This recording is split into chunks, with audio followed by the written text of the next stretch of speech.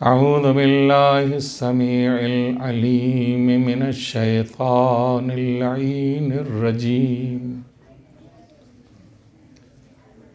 बिस्मिल्लाहिर रहमानिर रहीम। अल्हम्दुलिल्लाहि रब्बिल आलमीन।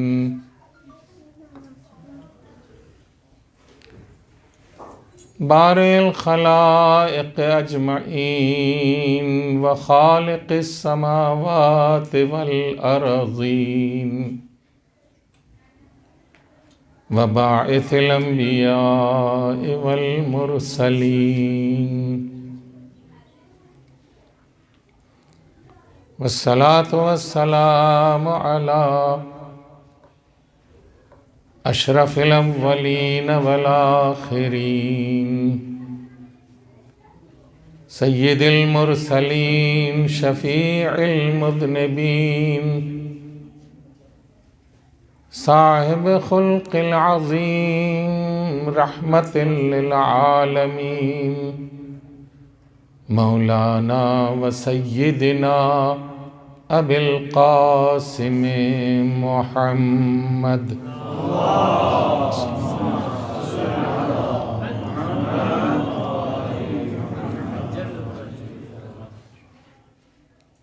वअला अहले बैतिही अत्तय्यबीन अत्ताहिरीन अल-मअसूमीन अल-मुंतजबीन अल-अकरमीन ला सिय्यमा अला बक़िय्यतिल्लाहि फ़िल अर्ज़ीन व लअनतुल्लाहि अला अअदाइहिम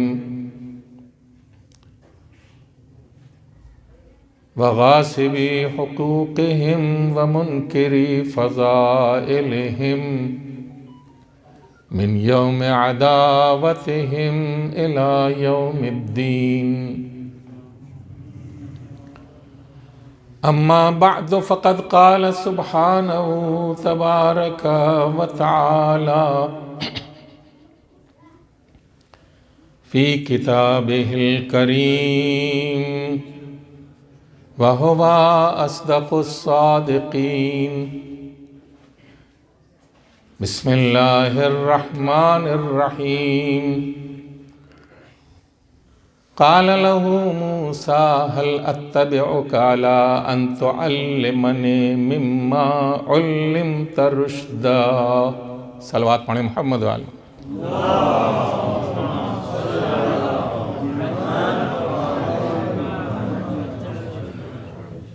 मिलजुल करके संगीन सलवात पढ़िए, अता कीजिए ताकि माहौल बने मजलिस का।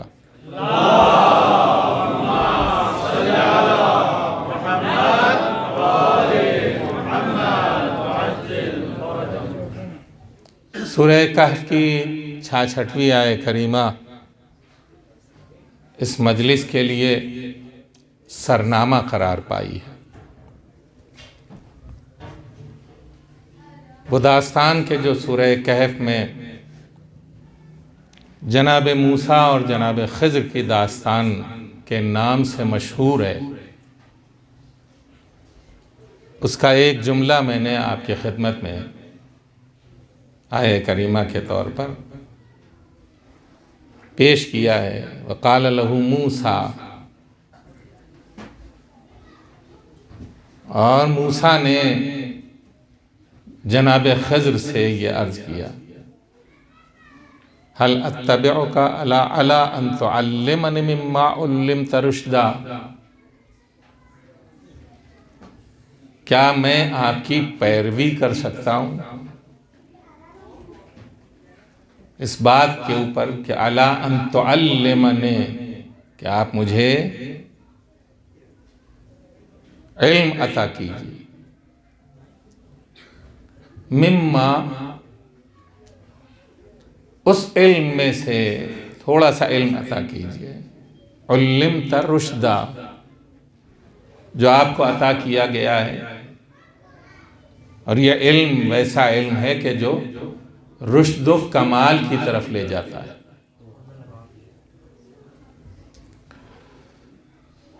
एक आलिम दीन के साल सवाब की ये मजलिस है। यकीनन मौजूए गुफ्तगू इल्म होना चाहिए।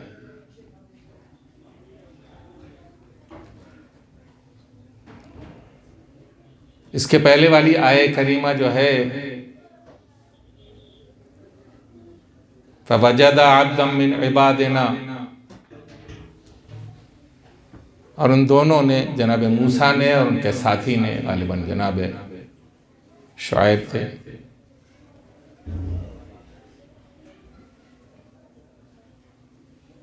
एक ख़ास मंजिल के ऊपर के जहाँ मछली जिंदा हो गई थी। वजदा अब्दम मिन इबादिना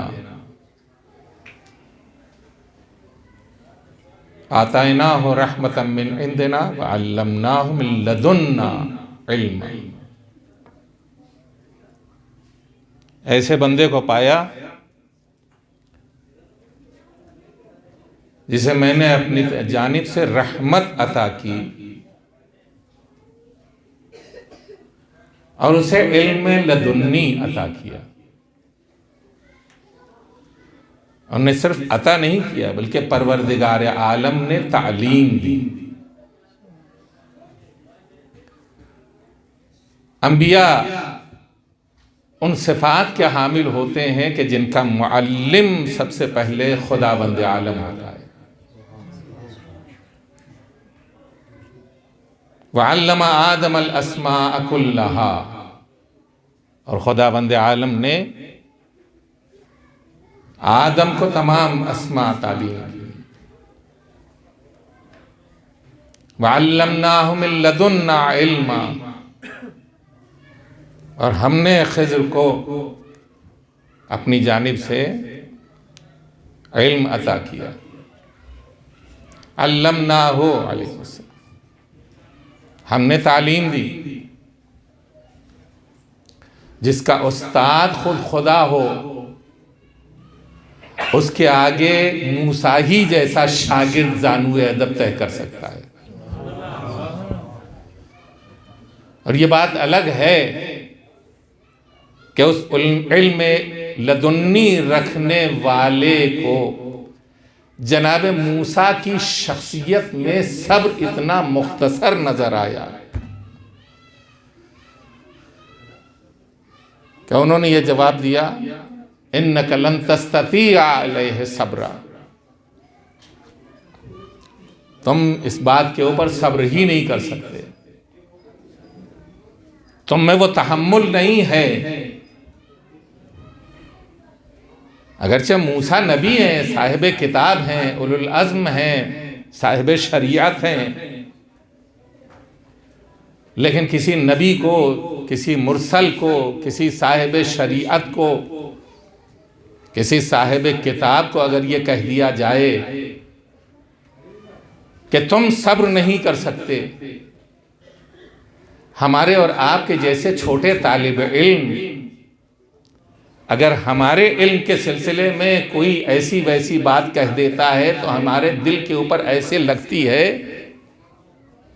कि लड़ने मरने पर तैयार हो जाते हैं।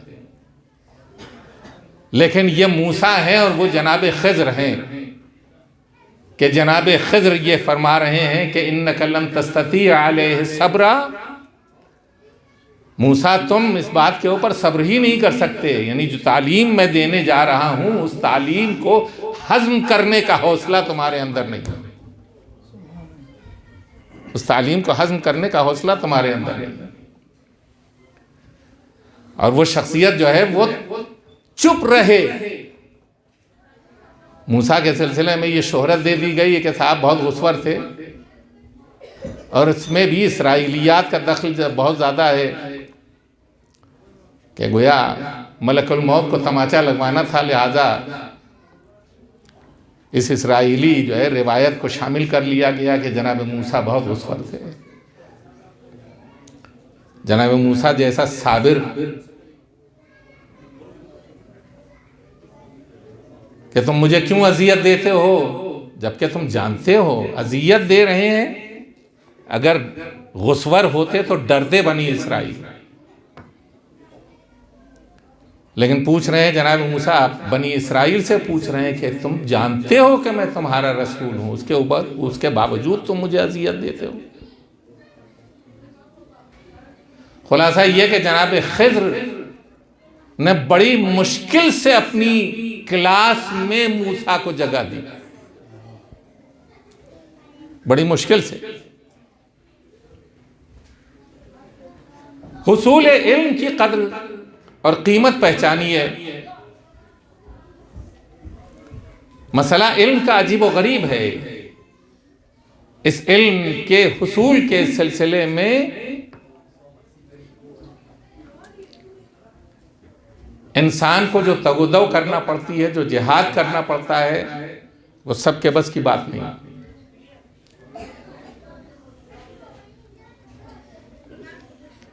और जो इल्म के मैदान में आला शख्सियतें होती हैं,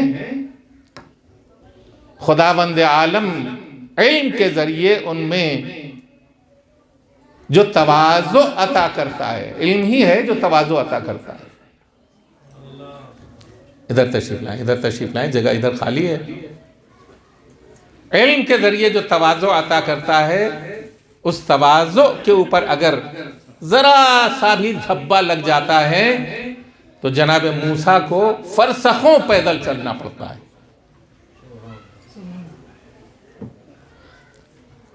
जनाब मूसा कौम बनी इसराइल में खुतबा दे रहे थे, किसी ने खड़े होकर के पूछ लिया, या मूसा, एक सलवात पढ़े मोहम्मद व आल मोहम्मद।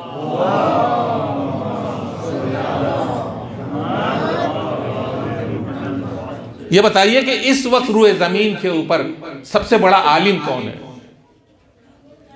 थोड़ी देर तो जनाब मूसा खामोश रहे, उसके बाद क्या फरमाया कि मैं समझता हूँ कि मैं ही ज़मीन के ऊपर इस वक्त सबसे बड़ा आलिम हूँ। रसूल होने के बावजूद, मुरसल होने के बावजूद, साहिब शरीयत होने के बावजूद, साहिब किताब होने के बावजूद मूसा की ये अदा अल्लाह को पसंद नहीं आई। मूसा की ये अदा अल्लाह को पसंद नहीं आई। कहा मूसा, तुमने ये जो जरा सा मैयत का इजहार किया है, मैं, ये तुमसे काबिल कबूल नहीं है। तवज्जो है। हम इल्म की वादी में कदम रखने के बाद, बरसों इल्म हासिल करने के बाद भी मैयत के जाल से निकल नहीं सकते। बहुत मुश्किल है मैयत के जाल से निकलना। इल्म जब अपने हज़म करने वाले को फना कर देता है तो बातिन में उतरता है। जब इल्म अपने इल्म हासिल करने वाले को फना कर देता है, यानी मैयत खत्म हो जाए, तब ऐसे मौके के ऊपर इल्म जो है वो रौनक दिखाता है। इल्म जिंदगी बन करके उसके वजूद में उतर जाता है। इल्म किताब से हासिल नहीं होता, अगरचे किताब वसीला और जरिया बनती है। हम और आप बरसों किताबें पढ़ रहे हैं, बरसों से किताबें पढ़ रहे हैं, आया इल्म हासिल हुआ? इल्म तो उसे कहते हैं कि जो हमारे वजूद में उतर जाए।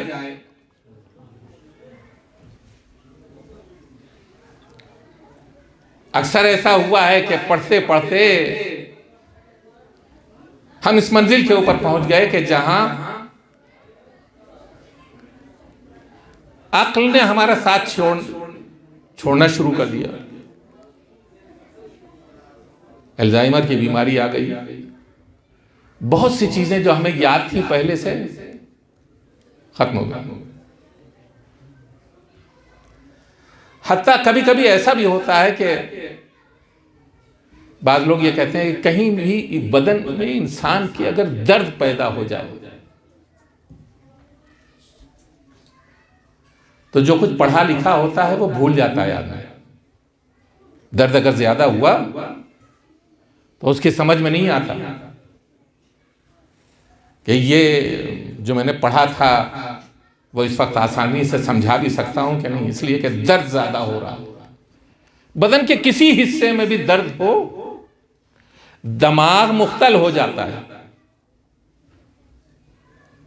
लेकिन अगर इल्म अपनी हकीकत के साथ इंसान के दिमाग से निकलकर दिल की गहराई में उतर जाता है,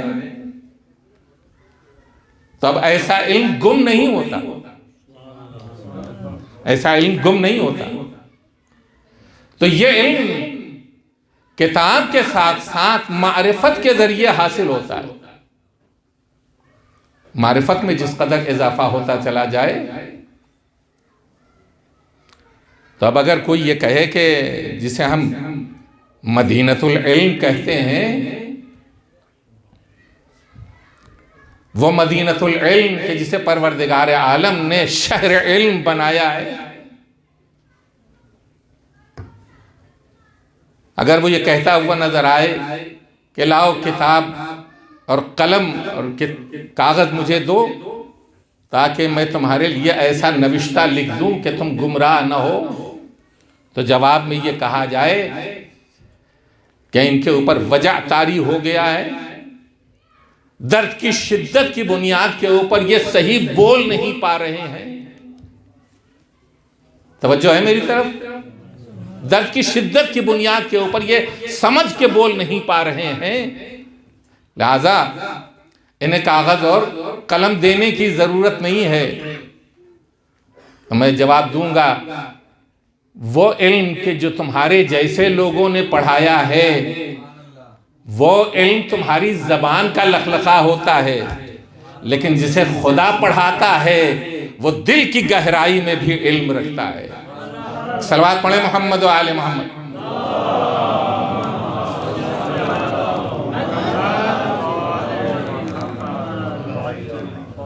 तो कहने वाली शख्सियत कह क्या रही है?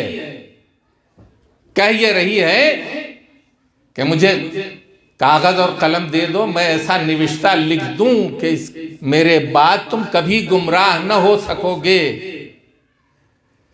इस जुमले ने खुद ये बताया कि किस कदर आलिम है वो शख्स कि जो सुबह कयामत के लिए गुमराही से नजात का नविश्ता लिखने का मालिक है। सलवात पढ़े मोहम्मद व आले मोहम्मद।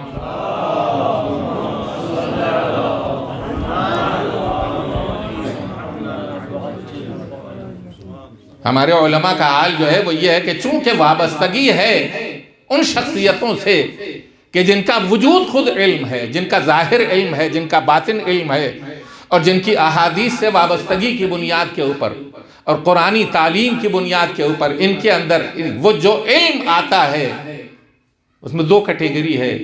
अगर हमने किताब का इल्म हासिल किया, किताब के जरिए तन्हा किताब का इल्म हासिल किया, तो यह इल्म कभी भी न सिर्फ फिसल सकता है बल्कि हमें भी गुमराह कर सकता है, हमें भी गुमराह कर सकता है। लेकिन जिसने मारिफत अहले बैत के साथ तालीमात इस्लाम, तालीमात अहले बैत की रोशनी में इल्म हासिल किया, वो दिमाग से उतर के दिल की गहराइयों में जाता है, और जब दिल की गहराइयों में जाता है तो ये इल्म मरने के बाद भी जिंदगी अता करने वाला होता है, मरने के बाद भी जिंदगी अता करने वाला होता है। और यही वजह है दूसरे फिरकों के यहाँ हमें यह बात नज़र नहीं आती, लेकिन हमारे यहाँ यह बात नज़र आती है कि चूँकि मारिफत अहले बैत के ज़रिए हमने चाहे थोड़ा ही सा इल्म हासिल किया हो, सतही इल्म हासिल किया हो, लेकिन मारिफत अहले बैत से वाबस्ता करके हासिल किया हो, तो अब अगर हमारी रूह निकल भी जाती है और हमें कब्र में उतार भी दिया जाता है और हमसे पूछा जाता है मन रब्बुक, तो यह अहले बैत की मारिफत का सदका होता है कि हम खुदा की शिनाख्त भी रखते हैं, मोहम्मद की शिनाख्त भी रखते हैं, अहले बैत की शिनाख्त भी रखते हैं। एक सलवात पढ़े मोहम्मद व आले मोहम्मद।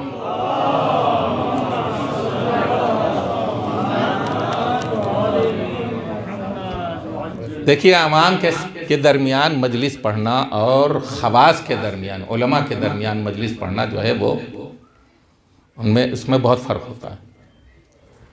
उलमा बहुत तवज्जो के साथ सुनते हैं और तवज्जो के साथ ही सलवात पढ़ते हैं। एक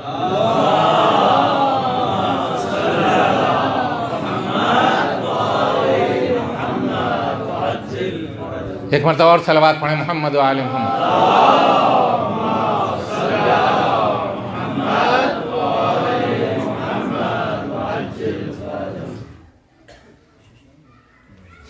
हल अत्तबिउका अला अन तुअल्लिमनी मिम्मा उल्लिमत रुश्दा, क्या मैं आपकी पैरवी कर सकता हूँ? मूसा, आप तो खुद रसूल बना के भेजे गए हैं, पैरवी का मसला क्या है? इत्तिबा का मसला कहाँ से आ गया? कहा मुझे परवरदिगार आलम ने ऐसा झटका दिया है, मैंने ये कह दिया कि मैं सबसे बड़ा आलिम हूँ, मुझे ऐसा झटका दिया है। कहा कि जाओ मूसा, तलाश करो ऐसे को कि जो तुमसे बड़ा आलिम हो। और मूसा न जाने कितने फरसख का रास्ता पैदल तय करके उस मंजिल के ऊपर पहुंचे कि जहां उनका उस्ताद मौजूद था, बल्कि उससे भी आगे बढ़ गए। मछली जिंदा हुई, समंदर में चली गई, और जो साथी था उसने जनाब मूसा को नहीं बताया, भूल गया। गुमान सानी इल्ला शैतान। और मुझे ये बात बताने में शैतान ने मुझसे मेरे ज़हन से फरामोशी, मेरे ज़हन से ये बात निकाल दी। ये क्या होता है? शैतान कभी कभी बड़े ख़ास मौके के ऊपर आता है। दो आलिम अगर इकट्ठा हो जाएं तो उन दो आलिमों का इल्म इजाफा हो जाता है बाहम मिल करके। जैसे कुबरा और सुगरा मिलने के बाद तीसरा नतीजा निकलता है, वैसे दो आलिमों का इल्म जब बाहम होता है तो इल्म के सरचश्मे फूटते हैं। तब ऐसे मौके के ऊपर अगर शैतान खलल न पैदा करेगा तो कौन करेगा? लिहाजा शैतान ने खलल डाला और वो चीज़, मछली जिंदा हुई और पानी में चली गई, वो बता नहीं पाए। और फिर मूसा को पता नहीं कितनी दूर तक पैदल चलना पड़ा। बाद में जब उनको याद आया और उन्होंने बताया कि भाई मछली वहाँ फला जगह के ऊपर जो है वो जिंदा हुई थी, कहा वही जगह थी, उसी जगह की निशानदेही परवरदिगार आलम ने की। और जब वो वहाँ पहुँच गए, वजदा अब्दम मिन इबादिना, मूसा को भी परवरदिगार आलम ने अब्द कहा है, खिज़्र को भी परवरदिगार आलम ने अब्द कहा है, पैगंबर इस्लाम को भी परवरदिगार आलम ने अब्द कहा है। यानी ये अब्दियत ऐसी है, जब इंसान को खुदावंद आलम कोई मनसब अता करता है तो पहली उसे अब्दियत का शरफ अता करता है, फिर मनसबदार बनाता है। पहले उसे अब्दियत का शरफ बख्शता है। सुब्हानल्लज़ी अस्रा बिअब्दिही फवजद अब्दम मिन इबादिना। और इन दोनों ने मेरे बंदों में से एक बंदे को पाया। तो नबुव्वत से पहले, रिसालत से पहले अब्दियत, यह अब्दियत जो है वो कमाल की मंजिल है। इंसान को जो कमाल मिलता है वो अब्दियत ही के जरिए मिलता है। मैं ज़्यादा आप हजरात को मशगूल न करूं, अपनी गुफ्तगू की तरफ फिर आता हूं कि जनाब मूसा ने यह कहा कि मैं आपकी पैरवी कर सकता हूं। मूसा, तुम रसूल खुद ही हो, तुम्हारी पैरवी की जाती है। का वादी इल्म का शरफ पहचानो, इल्म का शरफ पहचानो। अगर खुदा की नज़र में कोई मुरसल भी बना दिया गया हो और उससे बढ़ करके भी कोई आलिम मौजूद हो इस दुनिया में, इम्कान है इस बात का, इसलिए कि खिज़्र के वाक़े ने बताया, मूसा और खिज़्र के वाक़े ने बताया कि साहिब शरीयत होना अपनी जगह के ऊपर है और साहिब इल्म होना अपनी जगह के ऊपर है। मुमकिन है कि मूसा से ज़्यादा इल्म रखने वाला इस दुनिया में मौजूद हो, लेकिन साहिब शरीयत ना हो, साहिब शरीयत ना हो। तो अब ये जनाब मूसा पूछ रहे हैं, क्या मैं इत्तिबा कर सकता हूं आपका? क्या मैं पैरवी कर सकता हूं आपकी? क्या तुम सब्र नहीं कर सकते?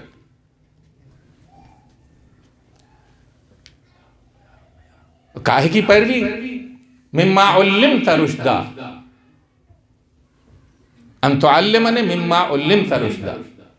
मुझे वो तालीम दे दीजिए जो आपको अता किया गया, उसमें से कुछ अता कर दीजिए, कुछ इल्म अता कर दीजिए। मूसा साहिब शरीयत और रसूल होने के बावजूद खिज़्र की बारगाह में कह रहे हैं मुझे कुछ इल्म दे दीजिए अपना, मुझे कुछ इल्म अपना दे दीजिए। मासूम से पूछा गया खिज़्र के पास कितना इल्म था कि मूसा गए थे उनकी शागिर्दी करने के लिए। क्या परवरदिगार आलम ने खुद ही बता दिया, जनाब खिज़्र ने एक परिंदे को समंदर से अपनी चोंच में पानी का एक कतरा उठाते हुए देखा और उसके बाद फिर जमीन पे गिराते हुए देखा। क्या ये समझ लो मोहम्मद आले मोहम्मद के इल्म के मुकाबले में मेरा इल्म इतना ही है जैसे समंदर में से उठाए गए इस परिंदे की चोंच में पानी का कतरा।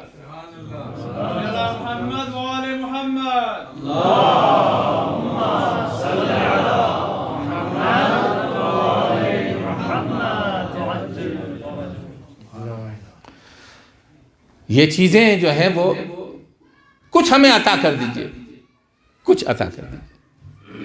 इसका मतलब क्या है? मतलब यह है कि इल्म का शौक जनाब मूसा को कहां से कहां ले गया।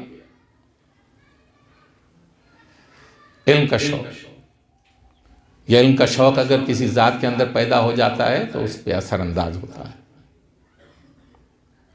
इल्म का शौक, हम मुख्तलिफ कैटेगरियाँ रखते हैं, मुख्तलिफ कैटेगरियाँ हमारी हैं। हम आए हैं डिग्रियाँ लेने के लिए, हम आए हैं अमामा लेने के लिए, हम आए हैं शोहरत लेने के लिए, हम आए हैं दुनिया की ज़ाहिरी इज्जत लेने के लिए। हम में से कितने ऐसे हैं जो इल्म लेने आए हैं? और जो इल्म लेने आए हैं वो मुफीद इल्म लेने आए हैं या वैसे ही इल्म लेने आए हैं? मिम्मा उल्लिमता रुश्दा, ऐसा इल्म के जिसके अंदर रुश्द और कमाल पाया जाता हो। बहुत से अफराद ऐसे हैं हमारे दरमियान, मैं भी अपने को शामिल करता हूँ उसमें, कि जिसके अंदर यह है कि 25 साल 30 साल 40 साल 45 साल इल्म हासिल किया और उसका मसरफ ही नहीं किया, ना अपनी शख्सियत बनाई ना दूसरों को इल्म तकसीम किया। यह इल्म किस काम का? इल्म का हुसूल रुश्द के लिए होना चाहिए कि इंसान जिस कदर इल्म हासिल करता जाए उतना ही तरक्की करता चला जाए, जितना इल्म हासिल करता जाए उतना तरक्की करता चला जाए। आज जिसके इसाले सवाब की ये मजलिस मुनाकिद की गई है, हज़रत आयतुल्लाह शेख नौरोज अली अल्लाह मकामहु शरीफ, इन्होंने इल्म हासिल किया और न सिर्फ ये कि इल्म हासिल किया बल्कि रुश्द वाला इल्म हासिल किया, तरक्की वाला इल्म हासिल किया। बहुत से हैं हिंदुस्तान पाकिस्तान में जिन्होंने दसियों साल हौज़ात इल्मिया में असातिज़ा के सामने जानू अदब तय किया, गए जाकर के घर में गुम हो गए, महल्लों में गुम हो गए। लेकिन शेख नौरोजी साहब का कमाल जो था वो ये था कि उन्होंने अपने वतन से जो कूच किया उसूल इल्म दीन के लिए, पहले वहाँ तालीम हासिल की, फिर वहाँ से निकले नजफ अशरफ में रहल इकामत रखा और फिर वहाँ इल्म हासिल किया। और जब इल्म हासिल करने के एक मकाम के ऊपर पहुँच गए तो ये बात जो है, चूँकि मेरी मुलाकात बहुत 1-2 मरतबा बहुत ही मुख्तसर रही है, लेकिन मैं उनके शागिर्दों से मेरा उठना बैठना रहा है। उनकी शख्सियत के बारे में जो मालूमात हासिल हुई, थोड़ा सा सी गुफ्तगू आपकी खिदमत में अर्ज करना चाहता हूँ। और वो शख्सियत ऐसी कामिल शख्सियत थी कि जिसने इल्म के जरिए अपने वजूद को भर रखा था। इससे बेहतर जुमला मैं आपकी खिदमत में अर्ज नहीं कर सकता। इल्म से अपने वजूद को भर रखा था। इल्म उसकी अक्ल में भी था, इल्म उसके दिल में भी था। इसका सबूत उनकी पूरी जिंदगी है। जब आगा पोया नजफ अशरफ गए अपने मदरसे के लिए किसी अच्छे उस्ताद की तलाश में, तो उस अहद के मर्जा गालिबन आगा हकीम थे और उन्होंने ये कहा कि मैं तुम्हारे लिए एक सलमान भेज रहा हूं। आपने बहुत ही आसानी से इस बात को सुन लिया है। सलमान किसे कहते हैं? सलमान मिन्ना अहलल बैत। अपने ज़माने का मर्जा ये कह रहा है कि मैं तुम्हारे लिए सलमान भेज रहा हूँ।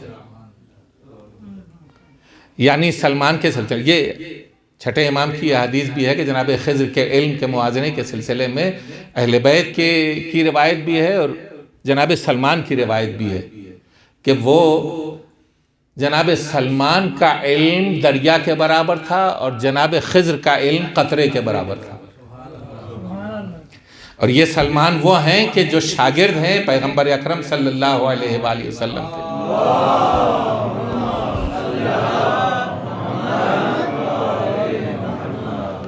इस शागिर्दी ने जनाब सलमान को कहां पहुंचाया?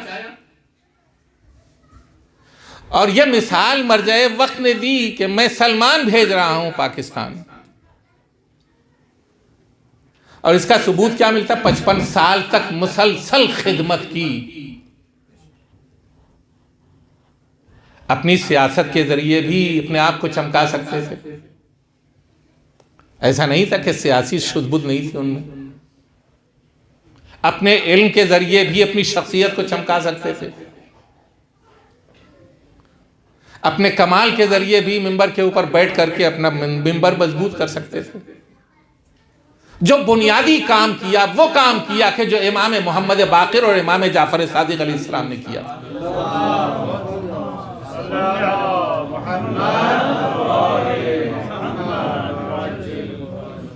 यह हजरात भी खतीब मिंबर सलूनी थे। यह हजरात मिंबर के एतबार से भी बहुत ज़्यादा कवि थे। लेकिन इन दोनों शख्सियतों ने जो कारनामा अंजाम दिया वो ये कि मदीने में एक ऐसी दानिशगाह कायम की कि जिसके नीचे काल बाक़िर और काल सादिक़ कहने वालों का हज़ारों का मजमा लगा हुआ था। हज़ारों का मजमा लगा हुआ था। आज मैं ये कहने के ऊपर कोई बात महसूस नहीं कर रहा हूँ कि हौज़े इल्मिया कुम और हौज़े इल्मिया नजफ़ में भी अल्लामा मरहूम के शागिर्दों की तादाद तमाम उलमा के शागिर्दों से बढ़कर है। तमाम उलमा के शागिर्दों से बढ़कर है। कम से कम 100-125 की तादाद तो कुम में मुक़द्दसा में मौजूद है, जिनमें हमारे अहबाब में शेख नहवी मौजूद हैं, शेख नासिर मौजूद हैं और दूसरी शख्सियतें जो मेरे जहन में इस वक्त उनके नाम नहीं आ रहे, जिन्होंने कस्बे इल्म किया और उनसे इल्म हासिल किया।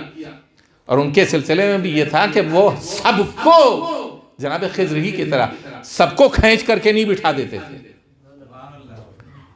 उनका मिजाज ये था कि सबको गोया अपने सामने जानू अदब तह करने के लिए मजबूर नहीं करते थे जब तक कि देख न लेते थे इसके अंदर कुछ है, इसके अंदर कुछ है। अगर है तो उसे बिठाते थे और मेहनत करते थे उस पर, उसकी शख्सियत बनाते थे। बरसों तक जोहर का खाना अपने शागिर्दों के साथ खाया और अपने शागिर्दों के साथ ही लुत्फानंदोज बातें करते थे, तरबियत भी करते थे और भाईचारा भी सिखाते थे। तरबियत भी करते थे, भाईचारा। हमारे यहाँ सूरत हाल ये है कि हमारा कोई शागिर्द अगर हो जाए तो वो हमारी निगाह में हकीर होता है, हम अपने आप को बड़ा समझते हैं। लेकिन जो उलमा वाकई उलमा थे, उन्होंने गोया अपनी ज़िंदगी इस तरह गुजारी कि शागिर्दों को इल्म भी दिया और उनकी ऐसी मोहब्बत आमेज तरबियत की कि जिसकी मिसाल नहीं मिलती। यह है शख्सियत। कभी भी अपनी शख्सियत को घटा के नहीं रखा। यह एक पहलू है आपकी शख्सियत। एक प्रोफेसर साहब थे किसी ज़माने में, शेख प्रोफेसर करारवी साहब, पता नहीं आप हजरात जानते होंगे, पाकिस्तान में गोया कराची यूनिवर्सिटी के प्रोफेसर थे, बड़ी शख्सियत थे। वो कुछ रकम लेकर के आए थे। कभी भी अपनी शख्सियत को हकीर बना करके किसी के सामने पेश नहीं किया। रकम लेकर के आए, मौलाना को सलाम किया। आए थे तो एक आम मोमिन बन के नहीं आए थे, प्रोफेसर बन के आए थे। पता नहीं इस जुमले के ऊपर कितनी तवज्जो है आपकी। एक आदमी आता है आलिम दीन के पास, एक आम मोमिन बन के आता है, लेकिन वो अपनी डिग्री के साथ अगर आए तो इसके अंदर हवा भरी होती है डिग्री की। तवज्जो है मेरी तरफ है? उसके अंदर उसकी डिग्री की हवा भरी रहती है। वो आया, सलाम किया उसने, और उसने एक जुमला, अजीब सा जुमला पूछ लिया मौलाना से कि मौलाना आप क्या पढ़ाते हैं? जाहिर है कोई गैरतमंद आदमी जो आलिम भी हो, जाहिर है कि वो प्रोफेसर थे, इसलिए वो प्रोफेसरी की बुनियाद के ऊपर उन्होंने पूछा कि मौलाना आप क्या पढ़ाते हैं? हम तो यूनिवर्सिटी में पढ़ाते हैं, बड़ी बड़ी ऊंची ऊंची किताबें पढ़ाते हैं, आप क्या पढ़ाते हैं? तो मौलाना जो है वो ज़रा सा गुस्से के मिजाज के आदमी भी थे। उन्होंने लुमा खोली, खोलने के बाद इनके सामने रखी, पढ़ो पढ़ो, मैं ये पढ़ाता हूँ, पढ़ो। उनकी आवाज़ बुलंद हुई कि मौलाना मैं ये कैसे पढ़ सकता हूँ? तो कहा मैं ये पढ़ाता हूँ जो तुम्हारी समझ में नहीं आती। मैं ये पढ़ाता हूँ जो तुम्हारी समझ में नहीं आती, आ नहीं सकती, तुम्हारी समझ में नहीं आ सकती। मैं पढ़ाता हूँ और इसे हल्का करके तुम्हारे हवाले करता हूँ ताकि तुम दीनदार बन जाओ, ताकि तुम दीनदार बन जाओ। तो अब ज़रा सा ये आवाज़ जो बुलंद हुई थी, तो उनका जुमला ये था कि मौलाना अखलाक अहले बैत भी तो कुछ होता है। फिर अपनी शख्सियत को देखो कि आलिम दीन को आलिम दीन नहीं समझ रहे हैं। अब कहते हैं वो मौलाना अखलाक अहले बैत भी तो कुछ होता है। क्या प्रोफेसर साहब उठ करके चले जाइए, मुझे आपकी मदद की ज़रूरत नहीं है। सलवात पढ़े मोहम्मद व आले मोहम्मद।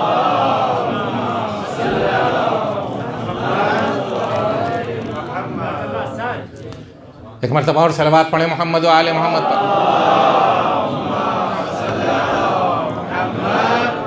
देखिए एक बात हमेशा याद रखिएगा, ये जो लकीरें खींची हुई हैं हिंदुस्तान और पाकिस्तान की, मैं इसे बिल्कुल नहीं तस्लीम करता और मानता ही नहीं हूँ किसी भी तरह से।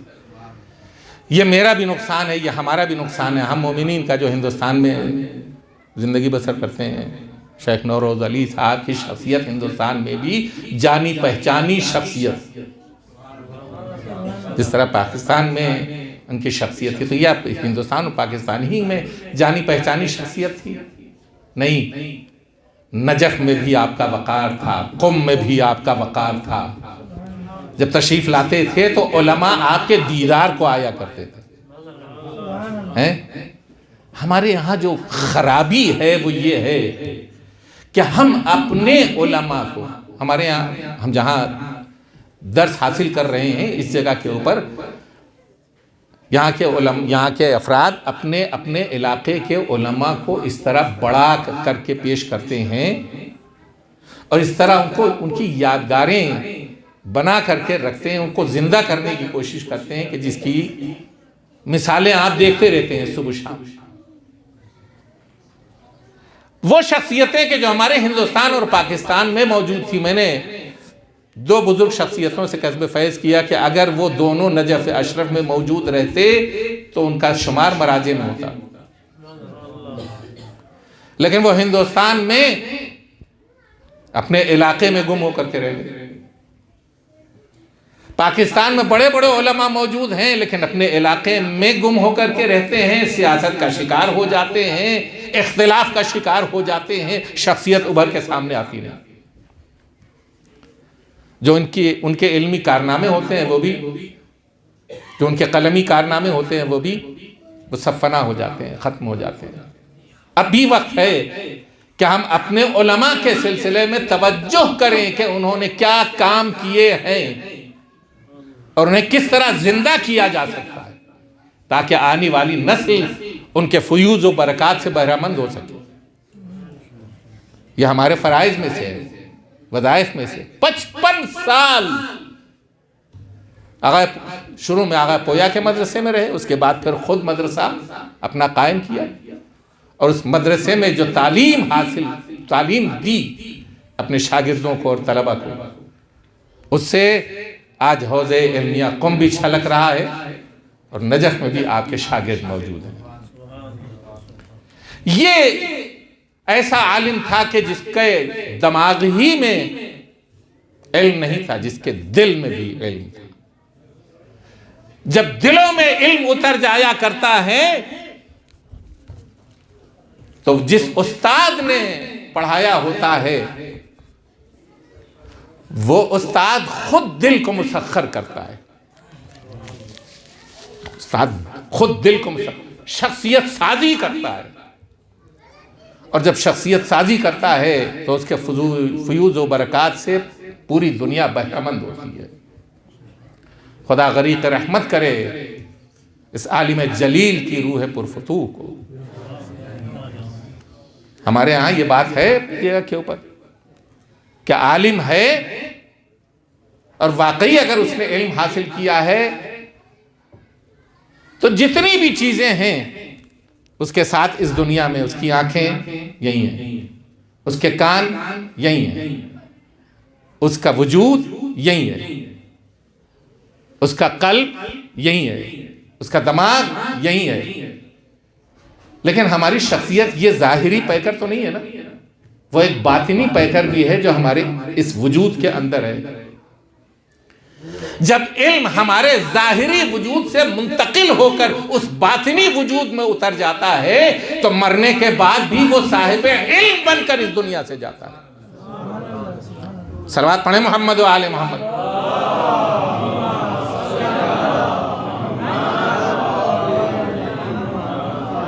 साहिब इल्म बनकर इस दुनिया से जाता है। मरने के बाद भी ये शख्सियतें जिंदा रहती हैं, इसलिए कि इल्म उन्हें जिंदा रखता है, और जब इल्म उन्हें जिंदा रखता है तो इसमें कोई ताज्जुब नहीं है कि जिंदगी में भी ये इल्म नाफे और कामिल होता है, और ऐसा नाफे और कामिल होता है कि कलेजे के ऊपर 72 दाग लेने के बावजूद, दिल में 72 अफराद का गम लेने के बावजूद,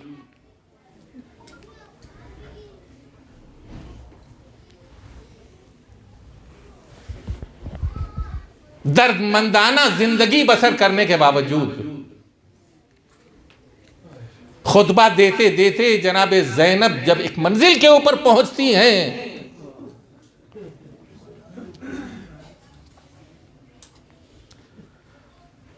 तो जो वक्त का इमाम होता है और इल्म का जिम्मेदार होता है, उस अहद के इल्म का जिम्मेदार होता है, वो ये कहता हुआ नजर आता है, उसको थी या अम्मा, ऐ फूफी जान खामोश हो जाइए, बिहम्दिल्लाह अंत आलिमतुन गैर मुअल्लमा, आप आलिम गैर मुअल्लमा हैं।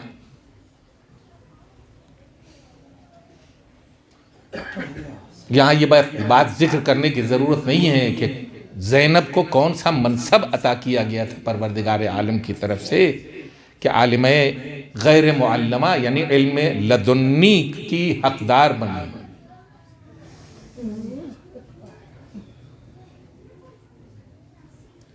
इल्म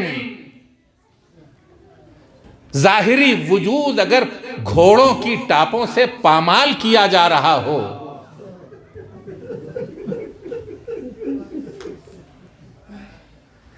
अगर इधर के घोड़े उधर और उधर के घोड़े इधर हो रहे हों और इमाम ज़माना की ज़बान से निकले हुए अल्फाज की रोशनी में फसहकू हो, इस तरह से पसलियां वजूद सैयदुश शुहदा इस कदर पिस गया कि सीने की हड्डियां पुष्ट की हड्डियों से जा मिली। इधर इधर जसद अतहर के साथ ये जुल्म किया जा रहा था, उधर सरे हुसैन नो के नेज़ा पर कुरान की तिलावत कर रहा था। सरे हुसैन नो के नेज़ा पर कुरान की तिलावत कर रहा था। ये इल्म है, ये इल्म है जिसका इजहार हुसैन फरमा रहे थे। कितने शागिर्द पैदा किए कि जिनमें खुतबा बने, जिनमें कलामी बने, जिनमें फ़कीह बने। अल्लामा शेख नौरोज़ अली ने ऐसे ऐसे शागिर्द भी पैदा किए हैं जो फ़िक़्ह में भी अपना मकाम रखते हैं, कलाम में भी अपना मकाम रखते हैं, मुख्तलिफ उलूम में अपना मकाम रखते हैं।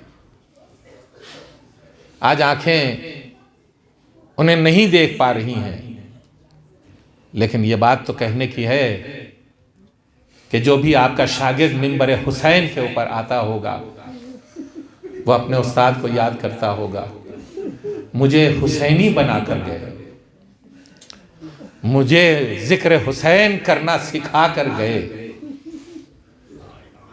अज़ीज़ान गिरामी, यही वजह है कि आज हम उनको याद कर रहे हैं। जब भी मजलिस हुसैन हुआ करती थी, ढाड़े मार मार कर रोते थे, बेख्तियार गिरिया करते थे। और क्यों न गिरिया करते हुसैन के ऊपर, जब उन्होंने बार बार ये पढ़ा होगा कि हुसैन की लाश के ऊपर कत्ल के बाद घोड़े दौड़ाए गए, तो वो क्यों इस बात को के ऊपर सब्र करते होंगे। नहीं, हकीकत यह है कि हम आज सब्र नहीं करते। लेकिन न जाने कैसा दिल पाया था ज़ैनब ने कि जब शाम के झुटपुटे में अपने भाई के लाशे के ऊपर पहुंची है। इससे पहले क्या गजब हुआ, खैमे जला दिए गए, रिदाएं लूट ली गईं, बीबियां एक के पीछे एक छुपती फिरती, बच्चे इधर उधर बिखर गए हैं। ज़ैनब एक एक को इकट्ठा कर रही हैं और एक मरतबा फिजा दौड़ी हुई आती हैं और कहती हैं, बीबी क़यामत आ रही है। कहा मेरा भैया मार डाला गया, अब इससे बढ़ के क़यामत क्या होगी। कहा बीबी इससे बड़ी क़यामत आ रही है। कहा वो क्या। कहा कि घोड़ों की नालबंदी की जा रही है और जालिम ने यह कहा है कि अभी अपनी कमरे न खोलो, अभी हुसैन की लाश की पामाली होनी है।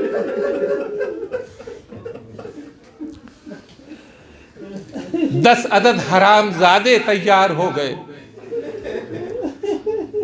नबी के नवासे की लाश के ऊपर घोड़े दौड़ाने के लिए। यह सुनना था कि बीबी मक्तल में आई जनाब फिजा के साथ और जालिमों से फरियाद करना शुरू की, अरे ये नवासा है, रसूल है, अरे ये फातिमा का लाल है। ज़ैनब फरियाद करती रही और इधर के घोड़े उधर हो गए, उधर के घोड़े इधर हो गए। नवासे रसूल पामाल सुमे अस्पा हो गया।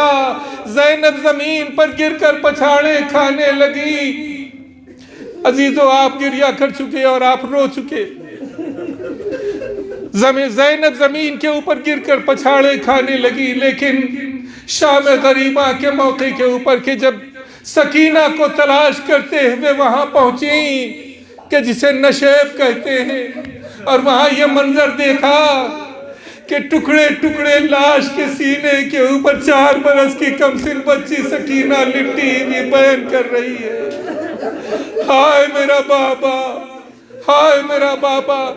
और थोड़ी देर के बाद सकीना को नींद आ गई, इसलिए कि बाबा के सीने पर सुकून मिलता था। शाना हिलाया, हिलाने के बाद कहा, बेटी किसके जनाजे के ऊपर लेटी हुई हो? कहा, पुपी अम्मा ये मेरा बाबा है, इसी ने मुझे आवाज दी थी, इलैया इलैया या बुनैया, ए मेरी बेटी इधर चलिया, जज़ाकुम रब्बुकुम। एक मंजिल वो आई कि सकीना हटी।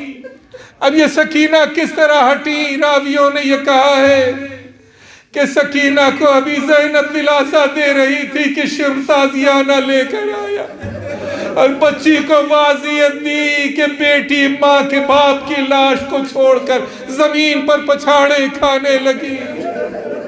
यह कयामत भी जब गुजर गई तो एक मर्तबा ज़ैनब ने अपने माजाए का लाशा गौर से देखा और फरमाती है, अंता अखी, क्या तू ही मेरा भाई है? क्या तू ही मेरा भाई है? और एक मर्तबा कुछ और न सूझा, अपने हाथों को हुसैन के टुकड़े टुकड़े लाश के नीचे ले गई, और ले जाने के बाद इन टुकड़ों को हाथ पे बुलंद किया और बारगाहे खुदाबंदी में फरियाद की, पालने वाले हम आले मोहम्मद से इस कलील कुर्बानी को कबूल कर ले। वसयअलमुल्लज़ीना ज़लमू अय्य मुनक़लबिन यनक़लिबून। इलाही बहक़ ज़हरा व अबीहा व बअलहा व बनीहा वस्सिर्रिल मुस्तौदअ फ़ीहा बिअदद मा हात बिही इल्मुक